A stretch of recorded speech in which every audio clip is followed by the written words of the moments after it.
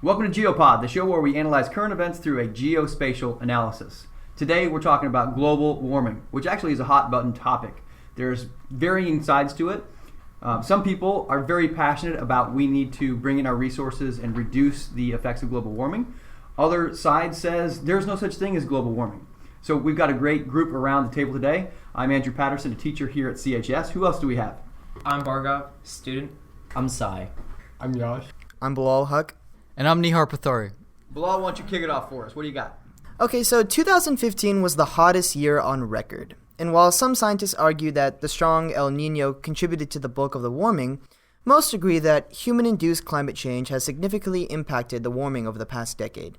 And as we've seen through these debates that have been going on over the next president, we see global warming is one issue that they like to discuss, and we know that President Obama has put a huge emphasis over his second term on increasing awareness of global warming and working with scientists to fix the problems related to human-induced pollution, etc. And so, Bhargav, do you want to talk about what has happened over the past couple of years in terms of global warming? Over the past century, the idea of global warming has remained the same. During the Industrial Revolution, global warming was seen as a distant concept, and people were not aware that their actions would affect the environment. People believed that the Earth was so big that any amount of pollution would just dissipate and dissolve. But as we learned more about the Earth itself, the preconceptions began to fade away. The last time global warming was discussed on a global scale was in 1997 in Kyoto, but at that time it was still seen as a distant concept that wouldn't have relevance at that present time. So now let's talk about what not only the United States is doing, but other countries are doing to solve this climate issue. Nihar? In the International Climate Summit during December, each country provided their own plan on how they will fight climate change. The objective was to achieve a universal agreement on climate change, with the main goal being to stop temperatures from rising 2 degrees Celsius above pre-industrial temperatures. Countries also had to explain in detail what actions they were taking to combat climate change. For example, China declared that they will aim to have a peak coal use by 2030, after which they will significantly decrease coal usage. So we're going to try a little bit of a new format here. Instead of spewing just facts and you, we're going to go into a little bit more of an analysis on what does global warming mean to us and, what are the controversial issues that have been brought up in the news. So Yash, you want to talk a little bit about what does this change in global warming over the past decade really mean to us? Global warming is a very important threat, and scientists around the world are beginning to realize its consequences. Many more actions are being taken to relieve the current conditions caused by global warming. Technological improvement will facilitate this project and allow scientists to better track the consequences. Okay, so most of us would agree, after being in science classes, that global warming is an issue. Now, of course, that's what we learn in school, but there is a large force, in the United States that counteracts the idea of global warming. Some people believe that global warming is a problem, but it's not as much of a major problem as shown in the media. Others completely disregard it, especially members of the Republican Party or members that work with big businesses such as factories, etc. So, Sai, do you want to talk a little bit about the domestic opposition that we've seen, especially in today's time? In recent years, there has been much political opposition to this idea of global warming. Even now, in the presidential elections, many presidential candidates, such as Donald Trump, who has said, global warming changes depending on years and centuries, but I'm not a believer, and we have much bigger problems. Other Republican candidates, such as Marco Rubio, said, our climate is always changing, and what they have chosen to do is just take a handful of data and say that this is evidence of a long-term trend. I don't really agree with that.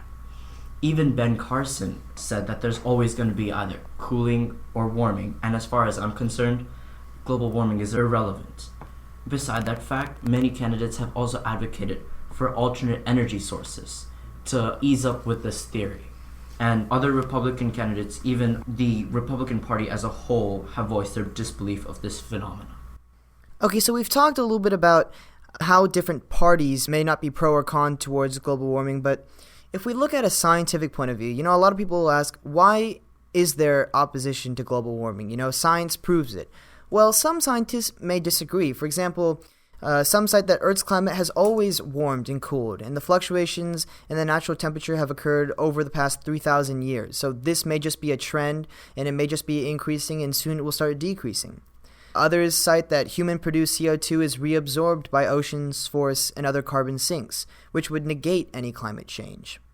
Some scientists, not significantly anymore because of further research, but some still say that global warming and cooling are primarily caused by fluctuations in the sun's heat, not by human activity. And Republicans, like Sai had mentioned, don't really believe that renewable energy is worth America's time and money. You have all the problems, including debt, the wars, and President Obama puts a great emphasis on global warming. For example, his Clean Power Plan plans to reduce carbon dioxide emissions by 32% from 2005 levels by 2030. His focus on global warming angers the Republican Party, who would rather focus on controlling the oil fields in Saudi Arabia or prevent ISIS, ISIL, etc., and terrorist-supporting nations from dominating non-renewable energy sources. So this shows that while people from all around the world have expressed concern for global warming, others still do not believe this is an issue. Mr. Patterson, do you have any opinions on global warming in the news, etc.? I admit that I'm pulled in many different directions on this debate.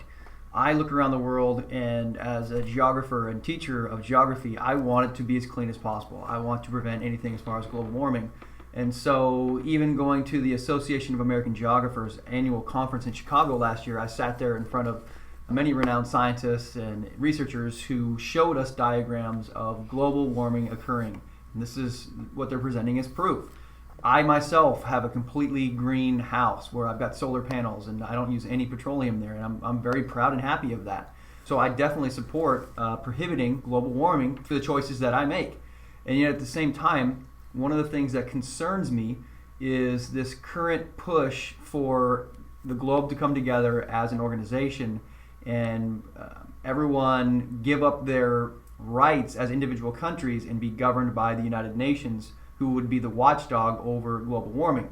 On the one hand, I'm like, we need someone to be a regulator for countries and corporations who are not staying up to speed with their restrictions on global warming. On the other hand, as a citizen of the United States, I don't want to give up my freedom or my governance from our country to an organization above us like the United Nations. And the current push for that, honestly, it frightens me. So I don't know the answer, and I'm glad we're having this dialogue. I'd like to find some people who could chime in on this. What do you guys think? Let's go around the table and discuss our opinions on global warming. Sai? While I believe global warming is a true phenomenon happening in our world today, I also believe that there's much evidence that the Earth is just undergoing natural processes, such as a heating and a cooling period, that have enabled it to fluctuate in temperature throughout the years. For example, 10,000 years ago, there was an ice age, and scientists have reported, happens every 10 million years. And this ice age and the following dry period will follow each other in a repetitive succession. Thanks, Sai. In my opinion, I want to look at this both at a local perspective and a global perspective. So, yes, in my opinion, I do think that the media covers global warming extensively, and I'm not pro-Republican, pro-Democrat. I think of something in the middle. But I do think that global warming opinions by Democrats may be a little bit too extreme, and the views of Republicans on global warming may be extreme as well. So I think it should be something in the middle. For example, in middle school, our teacher, Mr. Quinn, showed us a video showing what will happen to the Earth as the temperature rises. 1 degree, 2 degrees, 3 degrees. And I remember watching this and going, my God, this is very scary. Oh my God, this is going to happen. We're all going to die within the next 30, 40 years. And when you think about that, that is a very negative way to think about global warming. And so what I think we should do as a nation, as citizens of the United States, is try to be more conservative on our energy at a local level, and that way we can slowly fix the problem of global warming. At our school, we tried to do a project where we would implement solar panels, and we still may have that goal one day. I don't think it's out of reach. When we looked at it, it is a very hard process to do. That same thought process applies to the whole nation.